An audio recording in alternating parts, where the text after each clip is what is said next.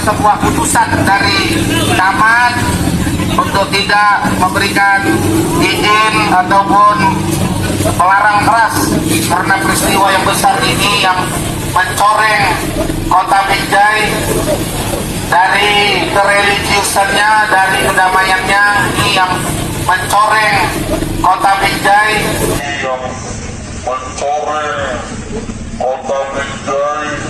Ini otaknya di mana? Ini jelas merupakan perkataan yang biadab karena orang melakukan ibadah tidak ada kaitannya dengan mencoreng nama baik kota. Kecuali kalau melakukan kawin sana-sini atau seperti contoh kasus-kasus pesantren cabul, itu baru tepat jikalau dikatakan mencoreng nama baik sebuah kota.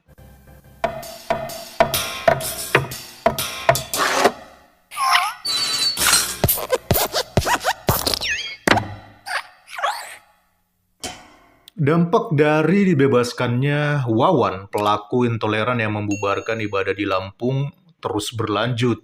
Saya cukup kaget, ternyata ketika kemarin saya membahas pelarangan ibadah di GBI Pekanbaru, dikabarkan pada hari yang sama pula juga terjadi pelarangan ibadah, tepatnya di kota Binjai, Sumatera Utara, yang dilakukan oleh sekelompok manusia berjenggot dan juga berjilbab bahkan bercadar. Hal ini tentu saja semakin menambah deretan kasus pelarangan ibadah di Provinsi Sumatera Utara setelah sebelumnya juga sempat viral sekelompok jemaat yang terpaksa beribadah di depan kantor wali kota Medan karena mereka tidak diizinkan untuk ibadah di sebuah mal. Makin lama makin ngeri aja negara Pancasila ini ya. Saya nggak habis pikir, mau bagaimana lagi cara yang harus kita lakukan supaya hal ini bisa menjadi perhatian pemerintah.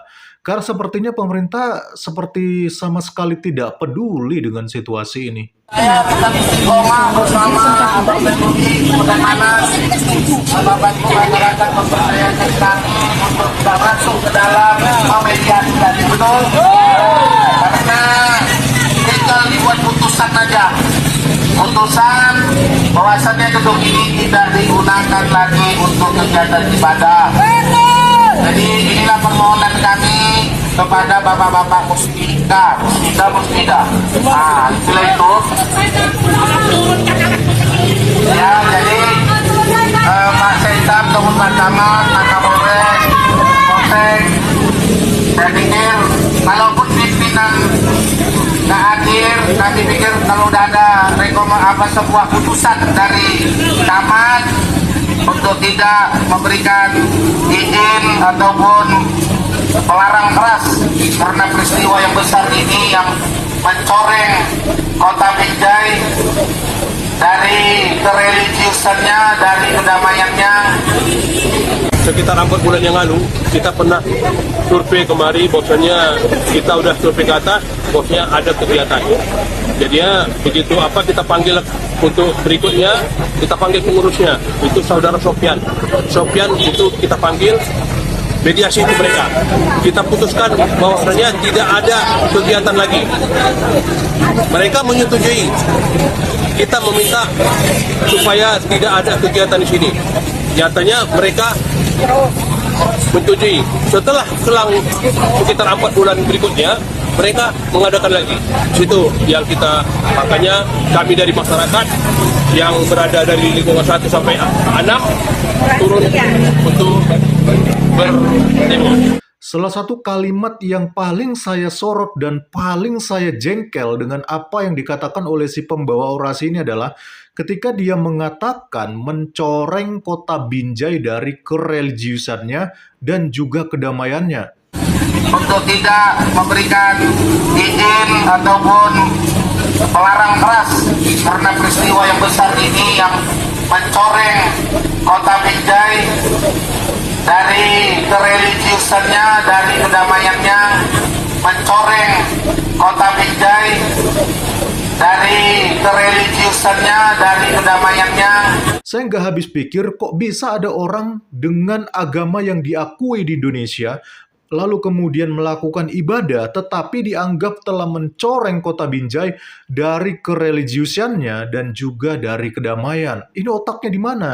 Ini jelas merupakan perkataan yang biadab karena orang melakukan ibadah tidak ada kaitannya dengan mencoreng nama baik kota. Kecuali kalau melakukan kawin sana-sini atau seperti contoh kasus-kasus pesantren cabul, itu baru tepat jikalau dikatakan mencoreng nama baik sebuah kota. Jadi Menteri Agama fungsinya apa? Nah, ini ada netizen yang tanya. Kalau ada teman-teman yang bisa jawab, bisa dibantu ya. Karena terus terang, sejak Menteri Agama kita yang kemarin dipilih lalu ngakunya, ya, dia mengatakan bahwa dia adalah Menteri semua agama.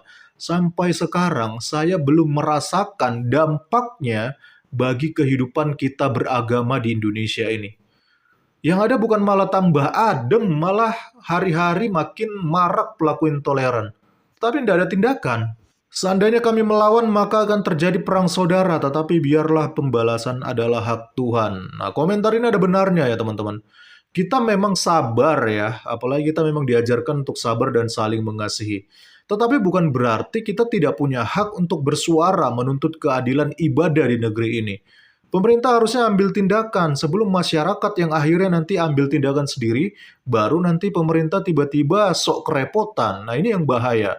Jadi sebelum hal-hal yang tidak diinginkan terjadi, harusnya pemerintah sudah menengahi hal ini agar ini tidak berkelanjutan terus-menerus. Saya selalu bilang dari kemarin-kemarin kalau ada masjid di kalangan masyarakat mayoritas Kristen, tolonglah dipersulit juga dengan warga setempat.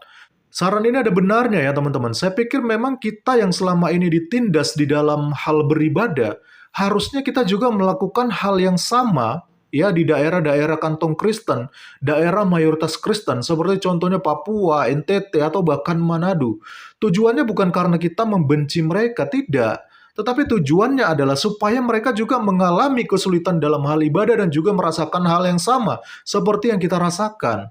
Sehingga harapan kita ke depannya mereka tidak lagi sembarangan melakukan pelarangan-pelarangan ibadah. Saya pikir lebih baik begini daripada kita hanya mengharap pemerintah untuk turun tangan, tapi kenyataannya pemerintah sendiri seperti tidak ada kepedulian.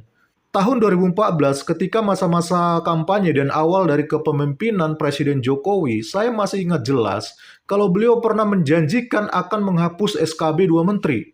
Tetapi ternyata setelah 2 periode menjabat dan sekarang tahun 2023 yang artinya ini sudah merupakan akhir dari masa-masa jabatannya Presiden Jokowi, ternyata pemerintah justru mempertahankan SKB 2 Menteri dan tak jadi menghapusnya. Aneh ya? Jadi di awal kampanye dan awal pemerintahannya dijanjikan menghapus SKB 2 Menteri. Dan setelah sudah mau habis periode, baru dikatakan ternyata pemerintah tetap mempertahankan SKB 2 Menteri dan gak jadi menghapusnya. Sangat kocak teman-teman. Hasilnya akhirnya beginilah teman-teman. Kita yang masyarakat di bawah ini hanya ribut mempersoalkan masalah perizinan beribadah yang sampai hari ini tidak selesai-selesai juga. Salam kritis, Tuhan Yesus memberkati. Shalom.